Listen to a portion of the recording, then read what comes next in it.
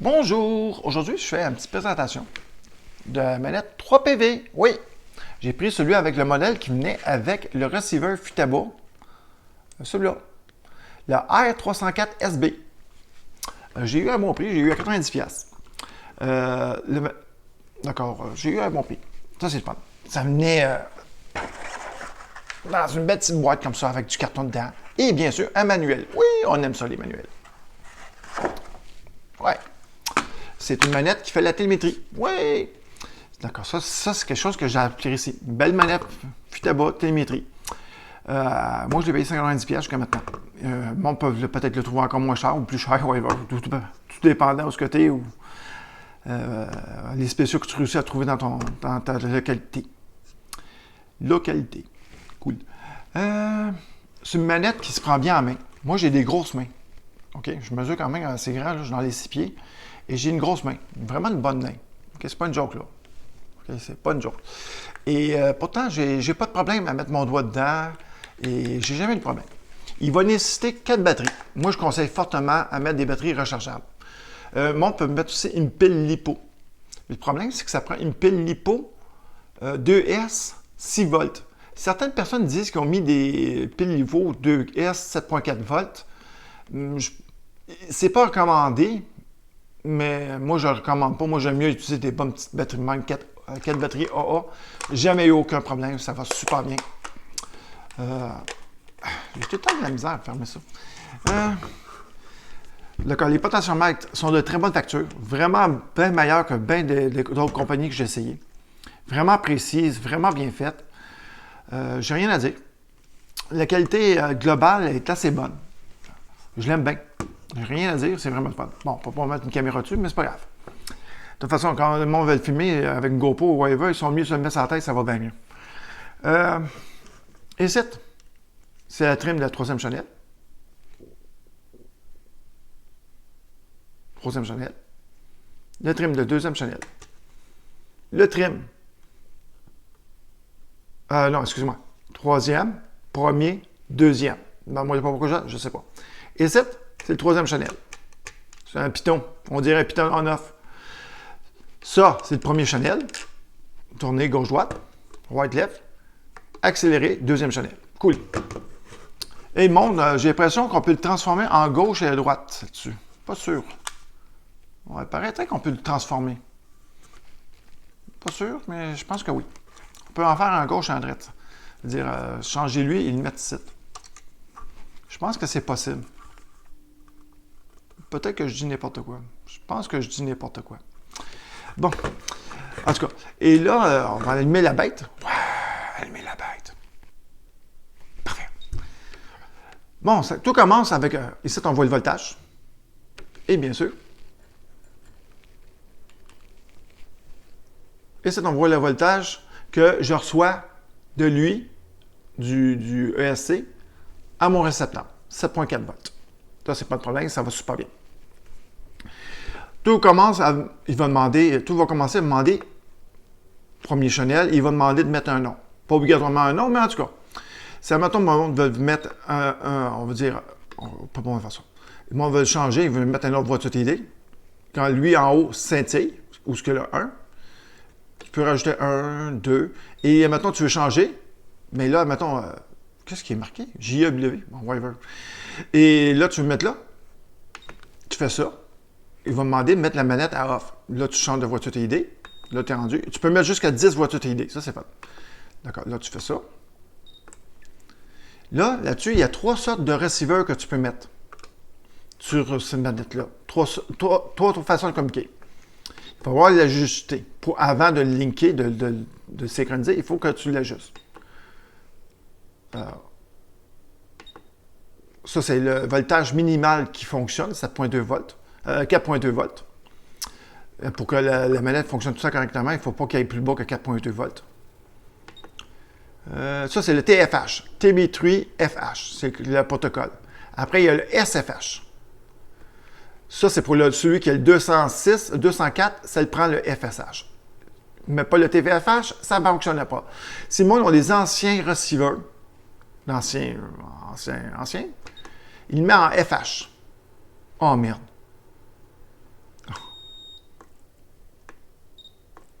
Attendez, ça va pas être très long. Je l'ai mis en FH. Sérieux. OK, je suis en FSH. OK. Après, il y a FH pour les anciens receveurs. Là, j'ai un 304. Je le mets en TFH. Je le fais Enter. Là, il manque bien sûr de le mettre off. Là, il est synchronisé pour un récepteur. Ça. Bon, OK. Là, il est déjà linké, là, malheureusement, là, mais c'est pas grave. Je vais le refaire juste pour le besoin de la cause. Le linké. Et ça, on voit droite, gauche, moins, plus. On appuie sur le plus quelques secondes. Et ici, attendez, ça va pas être très long, je le recherche. Lui, ici, en haut, où ce qui est écrit à côté de la lumière LED, c'est écrit SW. Appuyez très gentiment. Très gentiment. Oups. Oh, attendez, pas de problème. C'est pas un problème. Très gentiment, ici. Doucement. Oups. C'est pas une bonne idée de le faire avec une affaire en métal. Jusqu'à temps que là, il clignote. C'est fait. C'est beau. C'est tigidou, waidou. C'est fait. Et là, ton deuxième, là, il est programmé, il est linké. Pas de problème. Là, je le remets ici. Malheureusement, je sais que je perds du temps dans ma vidéo en faisant ça. Je le remets à 1. Enter. Il va me demander de mettre off.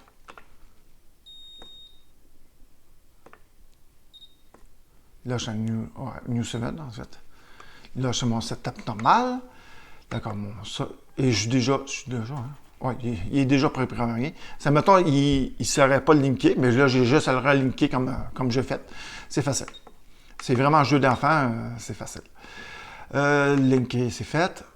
Ça, c'est la troisième channel. Je ne sais pas comment est-ce qu'il fonctionne, cette affaire-là. C'est pour donner une valeur à la troisième channel. C'est moi qui veulent, mettons, s'en servir comme break ou whatever. Là. Je vais juste fermer ça. S'en servir comme break ou, mettons, mon voiture à gaz électrique, gaz. Ils veulent faire d'autres choses avec que faire ça. Ils peuvent donner une fonction ici. Mais je ne sais pas trop comment ça fonctionne. Je ne vais pas dire n'importe quoi. Là, il est à 100. OK, là, je suis à quoi? Là, je vais zoomer pour que le monde voit mieux.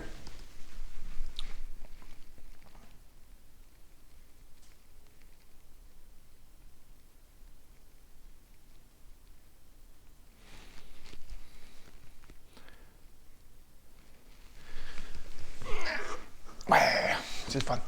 C'est important de zoomer. Ça, c'est la trim. Moi, je ne conseille pas de manipuler ça vraiment par la trim, comme les trims ici. Parce que la trim, qu'est-ce qu'il va faire? C'est que tu as un ratio qui va marcher. On va dire un ratio.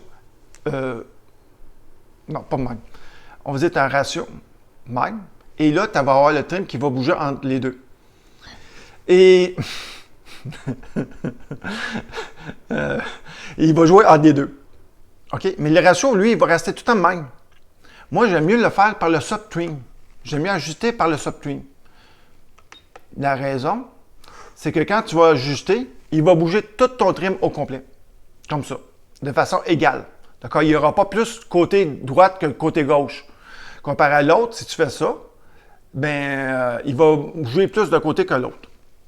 D'accord? Moi, j'aime mieux le faire par le subtrim. Là, c'était un peu bizarre ce que j'ai fait tantôt. D'accord, ça c'est le trim. Ça c'est le subtrim. Ça c'est le trim premier channel, deuxième channel. Et après, il y a le subtrim, premier channel.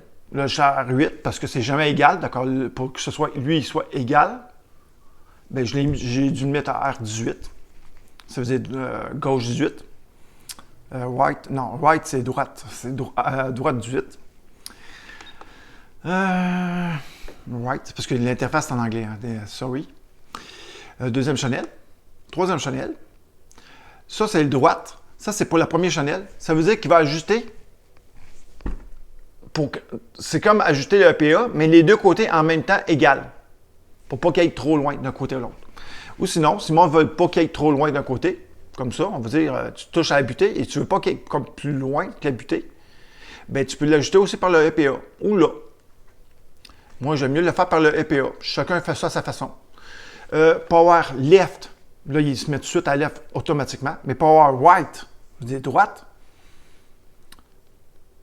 il faut appuyer sur le potentiomètre ici, sur le volant. Ben, c'est un potentiomètre en réalité, là, en tout cas. Et tu tournes à droite pour avoir le droite et tu tournes à gauche pour avoir le gauche.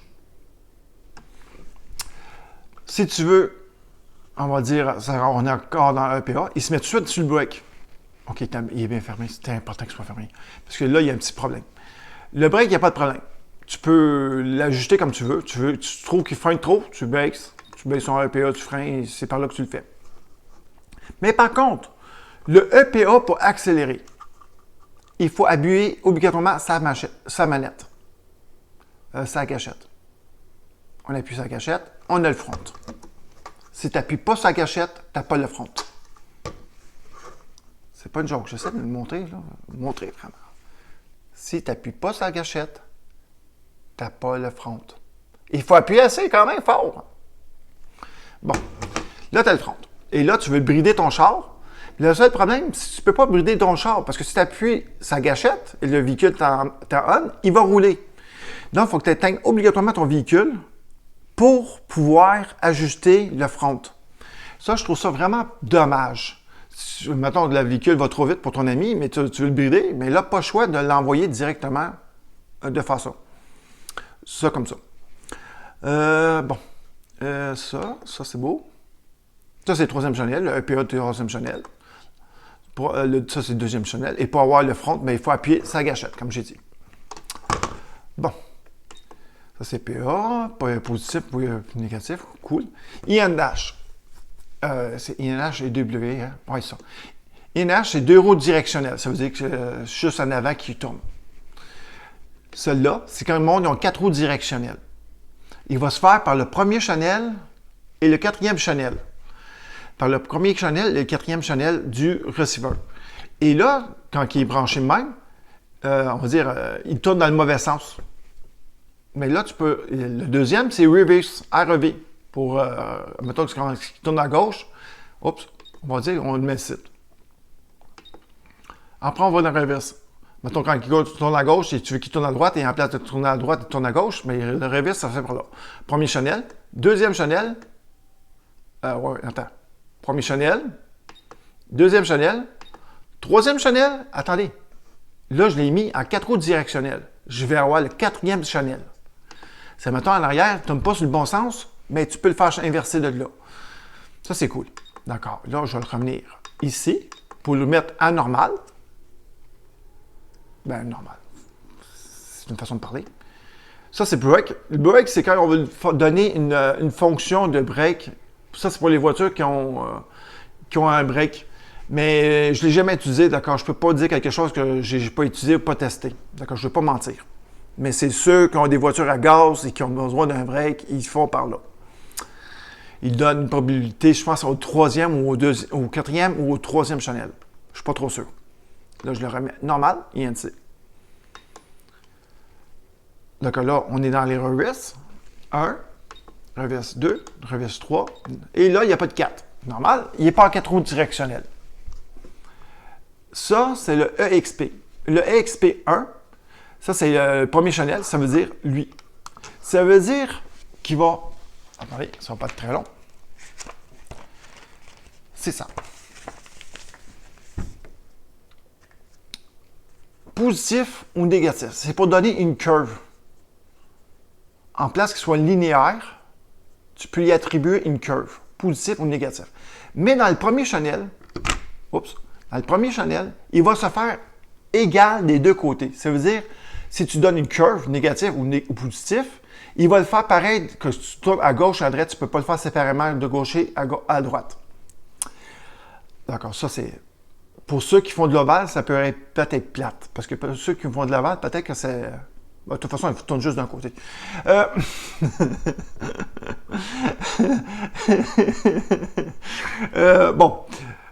Et après, tu peux le faire aussi pour le channel 2. La channel 2, ici. Là, tu as le break. Attends. Et pour avoir le front, je pense qu'il faut appuyer. Ouais. Pour avoir, ça c'est pour le break. D'accord, là, tu peux faire positif, une curve positive ou négative dans le break. Et pour avoir le devant, pour donner une preuve positive ou négative sur le devant, il faut encore appuyer, malheureusement, encore sa gâchette. Et là, tu as accès au front et tu peux l'ajouter positif ou négatif. Cool, ça c'est fait. Ça, je ne sais pas à quoi il sert, c'est le FS et c'est assez spécial. J'ai essayé de lire tout ça, mais en tout cas, mais je m'en sers pas, d'accord. Je n'ai pas bon moi. Oui. En date, je pense que c'est quand on veut attribuer un break ou quelque chose de même. En tout cas, ah non, ça c'est le pourcentage. Attends, je peux plus me mettre plus beau. Non. Non, reviens. Oh, reviens. OK, là, je suis à off. Parfait. Je voulais le mettre à off. Je sais pas pourquoi il est mis à on. J'ai dû jouer avec l'ABS. C'est une simulation. C'est une simulation d'ABS. Mais pour vrai, c'est pas un vrai ABS, c'est faux. C'est pour empêcher que le char king trop par en avant. Sincèrement, c'est du fake. À mon avis, c'est plus que quand tu tournes, il va ralentir le char pour que tu roules moins vite quand tu tournes. Peut-être c'est à cause de ça. En tout cas, il y a 3 modes. Il y a slow, medium et fast. Wow, fast. Moi, je le mets off parce que je n'utilise pas. Et après, il y a copie. Ça, c'est le monde qui veut copier l'interface 1 avec l'interface 2, etc. D'accord. Là, on a fait le tour de la manette. Reviens en arrière.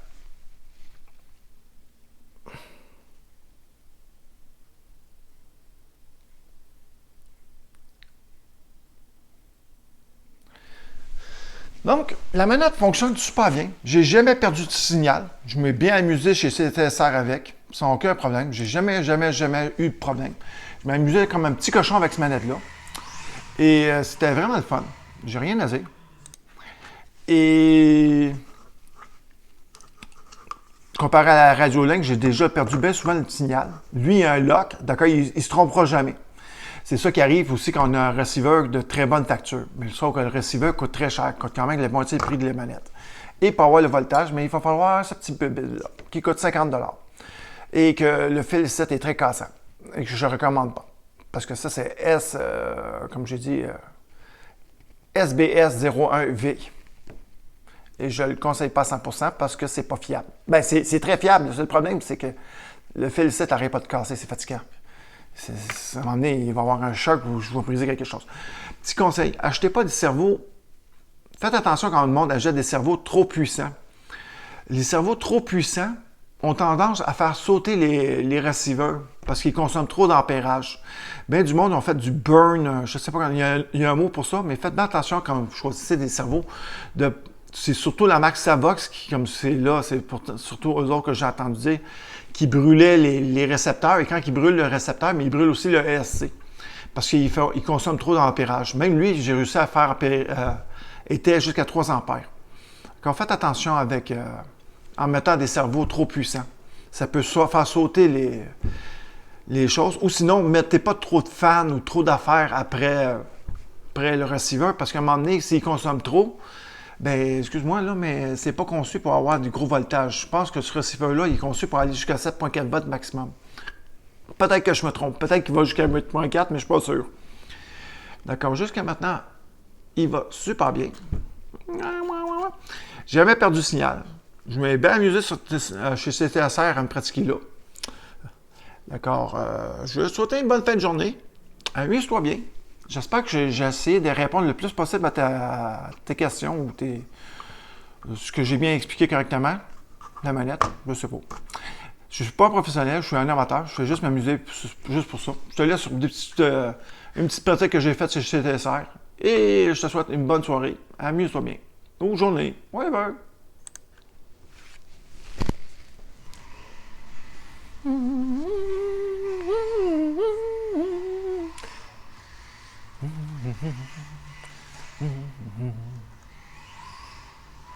Ah oui, je veux dire, c'était la première fois que j'essayais cette piste-là.